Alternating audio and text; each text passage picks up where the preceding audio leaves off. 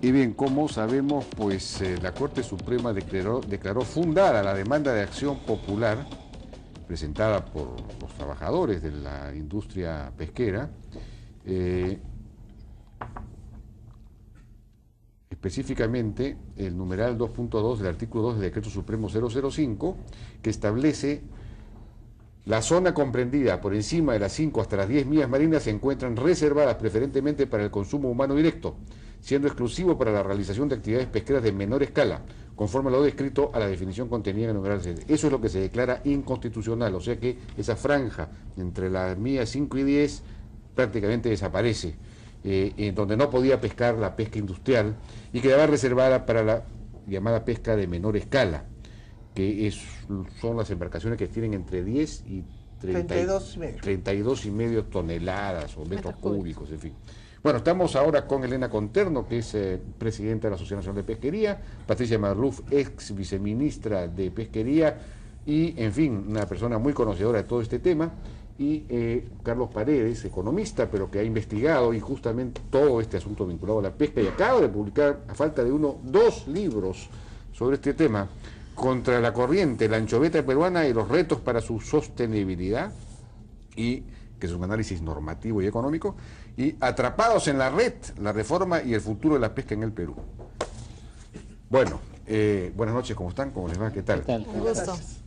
Bueno, Elena, me imagino que ustedes en la Sociedad Nacional de Pesquería deben estar saltando en una pata, porque ahora van a poder regresar hasta la milla 5. Creo que es importante, digamos, resaltar, reiterar lo que hemos venido señalando respecto de que esta norma, el 05, tiene aspectos importantes de temas de control para justamente pues, lograr que la flota a menor escala salga de las primeras millas, que es donde se da la reproducción.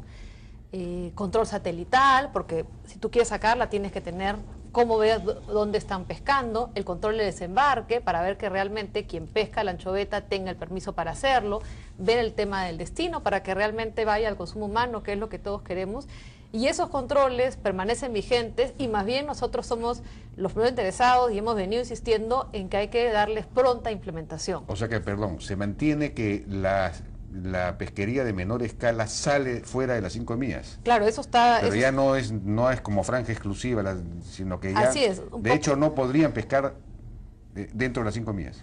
Así es, o sea, es algo que ya estaba, digamos, hace 15 meses, pero que... ¿Eso se mantiene? Se mantiene, pero necesitamos los controles, porque si tú no tienes control satelital, no sabes si está pescando en la milla 1. ¿No se han establecido los controles? Todavía no están vigentes y esa es una fuerte preocupación, ¿no? Entonces, eso es algo que nosotros insistimos, que es algo positivo, ¿no? El Ministerio ha dado ciertos avances, como incorporar a los desembarcaderos en el nuevo reglamento de control y vigilancia, pero hay que ponerlo en práctica, no solamente la parte normativa.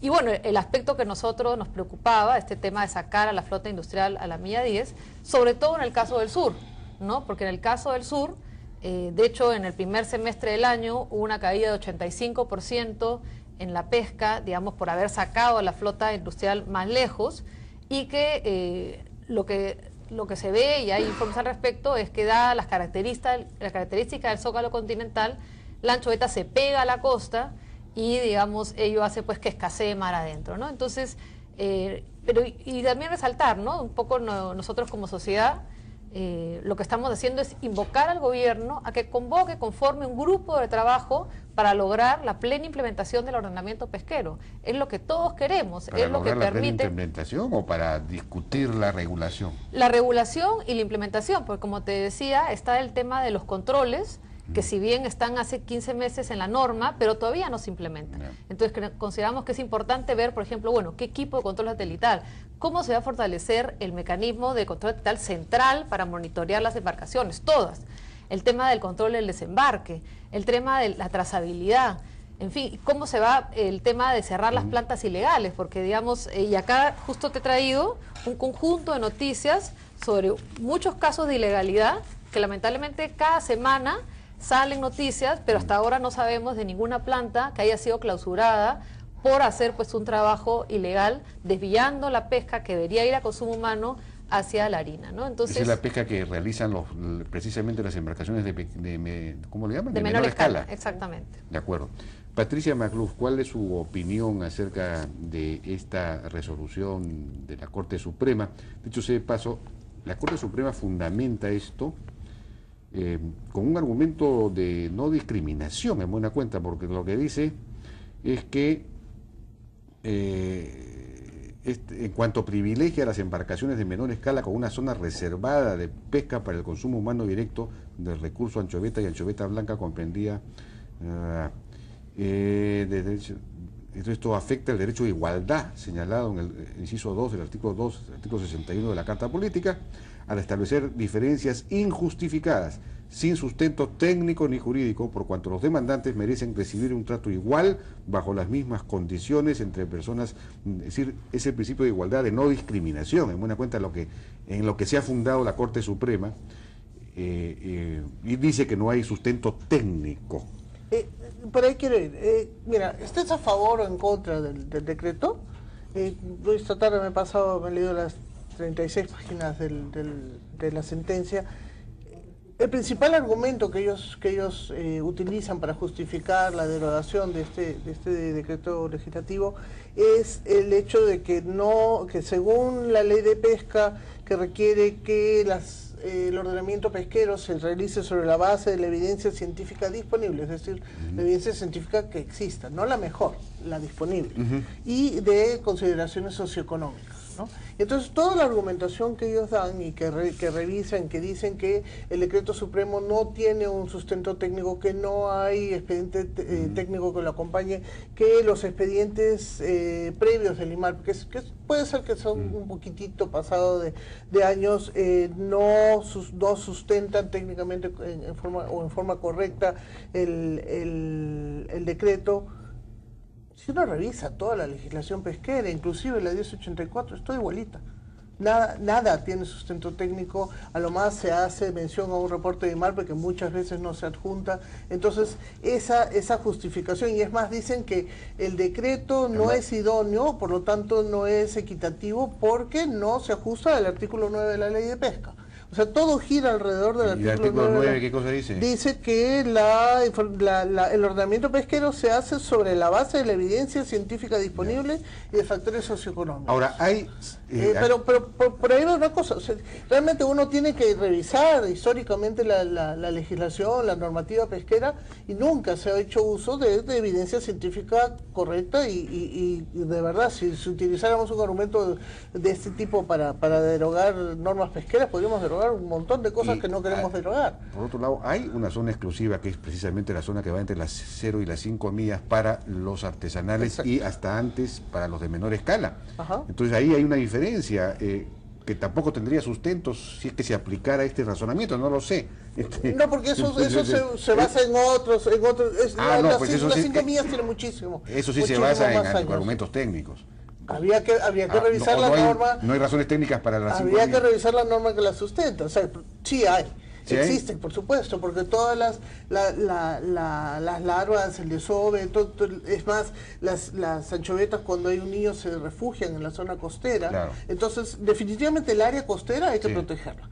Y yo creo que el criterio de 0 a 5, 5 a 10, tal vez fue un poco, es más fácil de interpretar que, por ejemplo, si uno utilizara un criterio más técnico, como por ejemplo la altura de las redes. Si uno dijera, queremos que las embarcaciones penetren solamente hasta la zona donde las redes no toquen fondo. Entonces, si uno utiliza, por ejemplo, el criterio de que una embarcación artesanal tiene una red que por lo menos tiene 10 metros de altura cuando está cerrada, una vikinga hasta 20 metros, una de 300 toneladas hasta 60 metros y una de 80 metros, y se trazaran los perfiles del fondo, y entonces se dijera, bueno, hasta esta profundidad puedes entrar tú, hasta esta el otro, hasta el otro, y además se utilizara el criterio de no permitir la entrada de redes de cerco a la zona de las 5 millas para así ya proteger completamente a los juveniles y larvas y a los individuos desobantes. Entonces ahí habría un criterio técnico más fuerte, que se podría sustentar. Pero más. Eso es demasiado complejo, ¿no? Es complicado, por eso es que se ha utilizado tal vez un criterio más simple, como son las 5 de la Pero ¿tenía algún sentido esta segunda segunda franja de las 5 a las 10 millas, ¿tú crees que había que defenderla? Sí, pero habría que defenderla de todas las cercos. ¿De qué? De todo el cerco. Yo hubiera cerrado hasta las 10 millas a todas las embarcaciones de cerco. O tal vez a las 7 si quieres en el sur, para compensar por esta cercanía más, para mayor profundidad del fondo en el sur. Pero creo que lo que hay coincidencia es que las decisiones públicas tienen que sustentarse, ¿no? Creo que hemos escuchado al primer ministro que ha ido el miércoles al Congreso, un discurso que creo que todos tenemos que reconocer y aplaudir, en que ha hecho un compromiso por la institucionalidad, por el respeto del orden jurídico, por la transparencia, por el diálogo, y creo que lo que se trata es eso.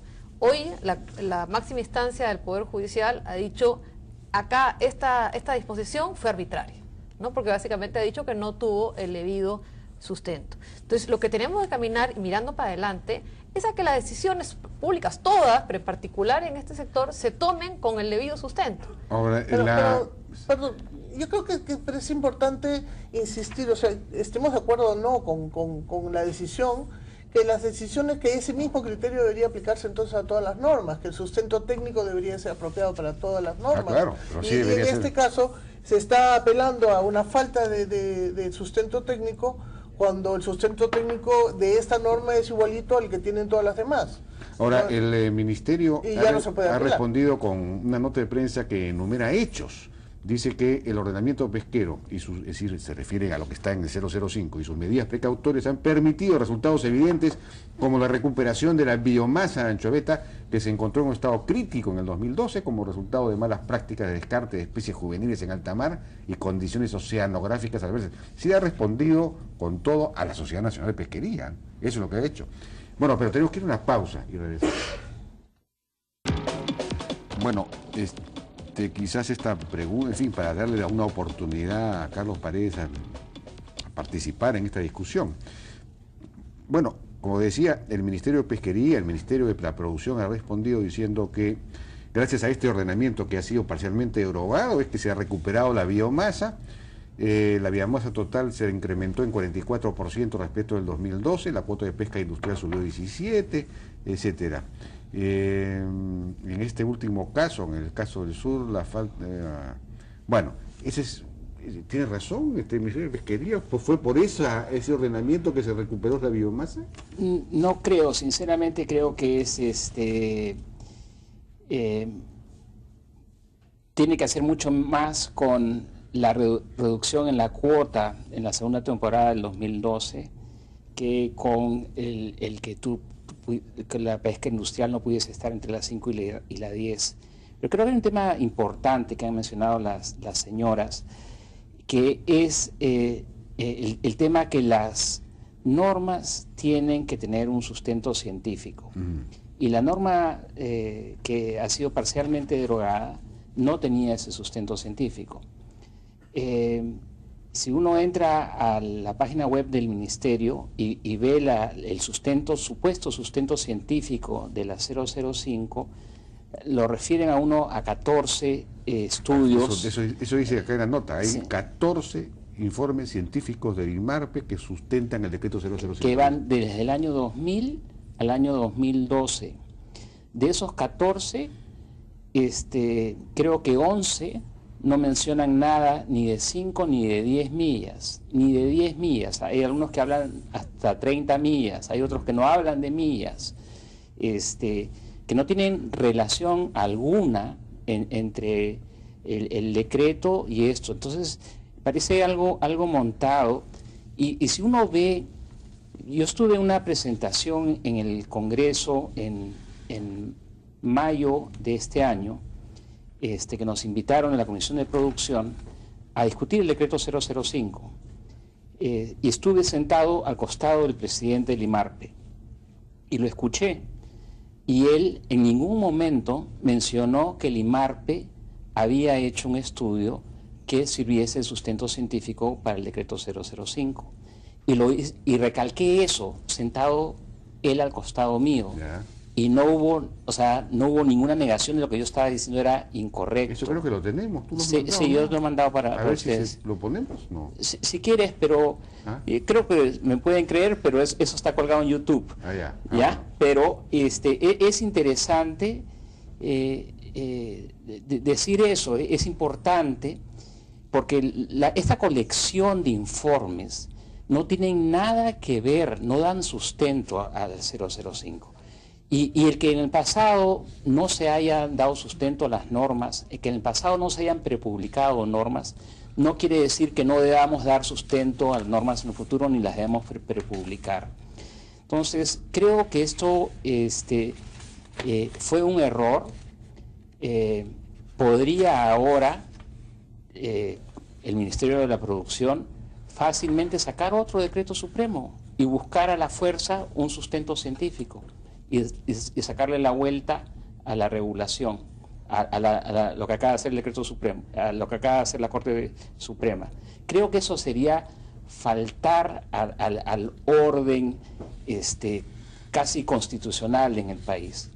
Acá lo que se tiene que hacer es entender que los recursos renovables los tenemos que manejar con criterios científicos, que los tenemos que manejar de manera transparente, ¿no? Y bueno, desgraciadamente, si tú miras... Pero INARPE tiene suficientes recursos para hacer la investigación necesaria para... Está mejorando, hay que darle mucho más, lo hemos conversado antes, pero mira, en el informe del sustento científico, esta es la última página, la firman 4 personas que hacen la interpretación de estos supuestos 14 informes. Lo firma un señor Ernesto Peña, abogado, un señor Francisco Coronado, economista, sin mayor experiencia en pesca, que ya no trabaja ahí, un señor Mauro Gutiérrez, que viene de Ocitrán, me parece, sin mayor experiencia en pesca, economista, y finalmente una ingeniera pesquera, Jessica Pino, que fue sacada del ministerio por problemas de manejos cuestionables, ¿no? Entonces son estas 4 personas que no dudo de su capacidad profesional, pero sin un background para poder analizar 14 estudios científicos, muchos de ellos, como dijo Patricia, desactualizados, ¿no? ¿Me permites interrumpirte, Carlos? El tema de cómo manejar la anchoveta no puede ser tomado en base a un solo informe científico, o sea, ya sea uno, ya sean 14, se tiene que tomar una visión de mediano o largo plazo para poder saber cómo se distribuye, cómo se mueve. Esto es un ecosistema altamente dinámico. Entonces, los estudios que han sido utilizados son cruceros de evaluación hidroacústica, o sea, dónde está la anchoveta, el crucero de reproducción, el crucero de evaluación de la biomasa de desovante, etcétera, etcétera. Son estudios de la última década, de dónde estaba la anchoveta, dónde se ha reproducido, en qué condiciones se ha reproducido, y en base a esta información, si me la das a mí, yo te puedo plantear una propuesta de zonificación en base a la probabilidad de encontrar juveniles o no en ciertas zonas según la distancia a la costa, ¿no? Esto un biólogo, y Jessica Pino es una buena bióloga, ha sido capacitada en la Universidad Agraria, y sea como sea que haya salido, su capacidad técnica no es mala y puede haber asesorado correctamente, y espero que hayan habido otras personas aparte de Jessica que hayan asesorado en este estudio, pero estos estudios dan un sustento bastante correcto para lo que se está proponiendo en este momento. No es probablemente los estudios ideales, de repente se necesitaría más cantidad de informes. Yo estoy de acuerdo contigo, pero perdón, permíteme terminar. Yo creo que así como esto es con las justas apropiado para justificar una medida de esta importancia, pero al mismo tiempo... Creo que es importante poner esta medida de ordenamiento... Yo estoy en cola. Yo creo que acá la cosa es que toda norma tiene que tener una justificación correcta, y entonces derogar a esta porque esta justificación no se considera correcta, me parece a mí que bueno, es que esta fue la cuestionada, pues esta fue la cuestionada, habría que, para las demás habría que cuestionarla también. Exactamente. Pero lo que quería decirte, Patricia, es que yo estoy de acuerdo con lo que has dicho. Este es un sistema dinámico, el mar, y por lo tanto tomar estudios de toda una década es positivo. Ahora, yo me he dado el trabajo de ver los 14 estudios. Como te digo, en esos estudios no hay la mayor parte de esos estudios no hay referencia a 0, a 5, 0, a 10, no hay. A mí me explicaron, yo he estado sentada con la ministra y el viceministro y me explicaron con qué criterio ellos decidieron lo de las 5 millas adicionales. Ellos dijeron, bueno, hacer una cosa así batimétrica basada en la profundidad es muy complicado, usar estas cosas. Pero eso es lo que había, ¿no? Eso es lo que regía y estaba en aplicación, ¿no? O sea, la norma anterior, el DC010 del año 2010, justamente, ¿no? Y es un poco la propuesta que nosotros proponemos, ¿no? Es decir, hay que ver el tema de la profundidad del zócalo y en eso basarse, pero creo que es más importante es ver las cosas en perspectiva en el tema del ordenamiento pesquero. Si tú no ves la literatura internacional, los estudios de la FAO, lo que te dicen es, la principal medida es límite máximo de captura y límites individuales. Lo segundo son las vedas en época de reproducción. Tercero está el tema de protección de juveniles. Cuarto hay el tema de control y vigilancia. Es decir, todas esas conforman el conjunto de normas, de disposiciones para justamente regular las pesquerías. Entonces, creo que es importante porque el ordenamiento, esta medida, digamos, de tema de cuántas millas, es una medida inusual en la literatura y las experiencias en otros países. Lo que se hace es todo este conjunto de normas y que hay que aplicarlas cabalmente. Entonces, por eso, como decía, el tema del control satelital, para ver realmente, una de las principales disposiciones a nivel internacional es que uno tiene que controlar el esfuerzo pesquero. Si las embarcaciones de menor escala no tienen control satelital, el mismo permiso puede estar siendo usado por 2 o más embarcaciones, pueden estarse clonando, que es algo que sabemos que ha pasado en el Perú. Está el tema del desembarque, también. Ahí es el tema de ver, digamos, realmente si la persona que está desembarcando tiene el permiso, digamos, y además ver la trazabilidad hacia dónde se va el recurso. Entonces, insisto, hay todo un tema de otro tipo de normas, que son las tradicionales para el ordenamiento, con las cuales está totalmente de acuerdo. Y por eso yo decía, y es un poco lo que nosotros como sociedad hemos sacado nota de prensa el día de hoy, es que invocamos a que el gobierno conforme un grupo de trabajo con los científicos, con los especialistas, con las autoridades públicas desde el IMARPE, Produce, Ministerio del Ambiente, con los industriales, con los pescadores artesanales, con los trabajadores, para la plena discusión y aplicación de un verdadero ordenamiento pesquero que haga pues que este recurso tan valioso que el Perú tiene la bendición de tenerlo, pues sea sostenible a largo plazo y digamos, y ello redunde para todos. ¿Tenías objeciones a la regulación existente? Rápidamente, ¿qué propones tú? Mira, un tema, el 005 fue una norma que creo que tiene una serie de deficiencias, tiene, como ha resaltado Elena, algunas ventajas, pero hay una serie de otros problemas con la regulación. El más importante es uno que resaltó Patricia. Tenemos nuestra principal pesquería, la más grande del mundo, ¿no? La tratamos de segmentar artificialmente con las normas. Entonces decimos, esto es para los artesanales y solamente pueden hacer consumo humano directo. Esto de acá es para los de menor escala y pueden hacer preferentemente el consumo humano directo. Y esto de acá es para los industriales. Y como los incentivos económicos son radicalmente diferentes, se hace trampa. Como los sistemas de control son muy bajos o inexistentes en algunos casos, se hace lo que se quiere. Y eso es un problema. Entonces, acá hay que modernizar el conjunto de la regulación de anchoveta. Pero hay otras normas que todavía existen, que están puestas de respecto de este problema que acabas de explicar.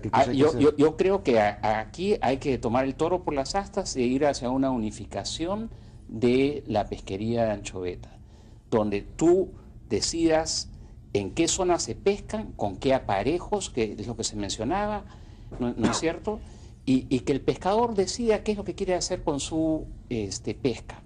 Pero para eso tiene que haber un control muy grande. Tiene que haber cuotas globales, como mencionó Elena, tienen que haber cuotas individuales. En este momento... Que incluya a todos los usuarios. Que incluya a todos los usuarios. Claro, los de menor escala no tienen cuota. Nada, no tienen ni cuota global, ni pueden hacer lo que quieran. Les han dado una franja para que hagan lo que quieran. No sabemos qué están haciendo ni dónde están pescando. Acabo de estar en una reunión con gente... Lo que tú dices es que, por ejemplo, los pescadores industriales puedan pescar para consumo humano. Y a su vez los artesanales puedan pescar si quieren para... dentro consumo indirecto. Correcto, dentro de un límite total de cuota de pesca. Lo importante es la cuota. La cuota, claro. Y que se respete y cerrar el acceso. Para eso falta mucho tiempo, pero ese es el norte. Claramente ese es el norte. ¿Patricia está de acuerdo con eso? Y completamente. Bueno, ya entonces estamos avanzando. Completamente. ¿Y ustedes están de acuerdo con eso? Creo que consideramos que es algo que se puede discutir, pero lo clave ahorita es el tema del control, porque, o sea, ¿cómo puedo poner cuotas si ahorita no sé cuánto están pescando? Entonces, primero tengo que saber cuánto pescan, ver que realmente se cumpla la normatividad, que quien que esté pescando realmente tenga permiso para pensar en lo que señala. El control depende del control satelital. No, depende de todos los sistemas de Hay control. el tema de DICAPI, ¿no? Y acá hay noticias, por ejemplo, de cómo se siguen construyendo embarcaciones a pesar de estar ello prohibido hace muchos años. Está el tema del control en el SARPE, de ver que salgan con hielo, con bodega insulada, con el control satelital, pero durante la mucha faena. corrupción, como siempre, ¿no? ¿O hay maneras de controlar Pero Jaime, eso? yo creo que el tema del control tiene que extenderse a toda la pesquería. O sea, hemos tenido problemas durante mucho tiempo con las embarcaciones pequeñas, medianas y grandes. Y con lo mismo con las plantas legales e ilegales. Acá es una cuestión de revisar todos los sistemas de control, inclusive la forma en que se registra el desembarque. El desembarque se registra en el punto de pesaje, en la tolva, en las plantas pesqueras, pero no se registra en la embarcación. Entre la embarcación y la tolva, a la hora que baja la pesca de la embarcación, se hace una extracción de lo que se llama el agua de bombeo. El agua de bombeo se va con aproximadamente 10% de la captura del pescado deshecho, descompuesto, que ha sido acumulado en la bodega durante el viaje. Entonces ahí nomás ya estamos descontando 10%, más todos los problemas que han habido con las tolvas, más todos los problemas que hay de descarte en alta mar, etcétera, etcétera. Todos estos son problemas que no se limitan solamente a los pequeños, se limitan a toda la pesquería. Entonces hay que hacer una evaluación muy completa de todos los problemas y los posibles mecanismos de control, y ahí sincerar y transparentar todos los sistemas, hacer que los sistemas de control no sean... Hoy en día la información de los sistemas de control es una información privada, porque el privado le paga al controlador, le paga al que controla el desembarque, le paga al sistema satelital. Lo que tiene que haber es que el gobierno controle esa información, sea información pública y transparente. Creo que tú proponías que el permiso, ¿cómo le llaman? El derecho de pesca. El derecho de pesca subiera para poder financiar mejor todos estos sistemas. Indudablemente. He conversado que es muy barato, es muy bajo. No, yo no solamente, yo creo que inclusive importantes miembros de la Sociedad Nacional de Pesquería saben, y lo hemos conversado, que hay que reformar el sistema y hay que financiar una gestión moderna que permita hacer todos estos controles de los cuales habla Elena, porque eso cuesta, ¿no? Ese es un punto importante. Y financiar el IMARPE. Pero por supuesto, y financiar el IMARPE, que haya investigación y que haya monitoreo, eso es indispensable.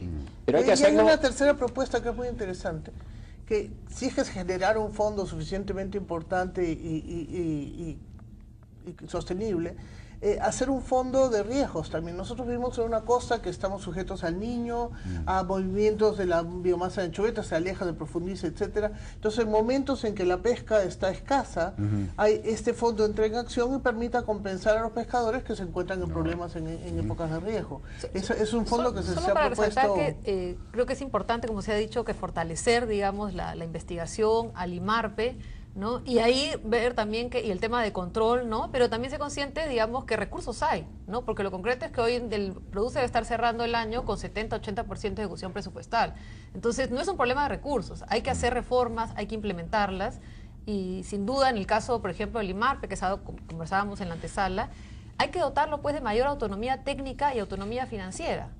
Es el sustento de nuestra pesquería, es las decisiones que sean debidamente sustentadas, y para ello pues tenemos que este organismo tenga pues todas las capacidades necesarias. Bueno, debería, entonces ya nos ha ganado el tiempo, tenemos que terminar esto, pero formarse efectivamente convocar debería el gobierno a este grupo, digamos, a este conjunto de las personas interesadas o los sectores interesados en el tema, para ponerse de acuerdo en un sistema de regulaciones más moderno que efectivamente dé cuenta de todos estos problemas que hemos mencionado ahora. Yo les agradezco mucho por su participación, a Elena Conterno, presidenta de la Sociedad Nacional de Pesquería, a Patricia Magluf, gran experta en todos estos temas y ex viceministra.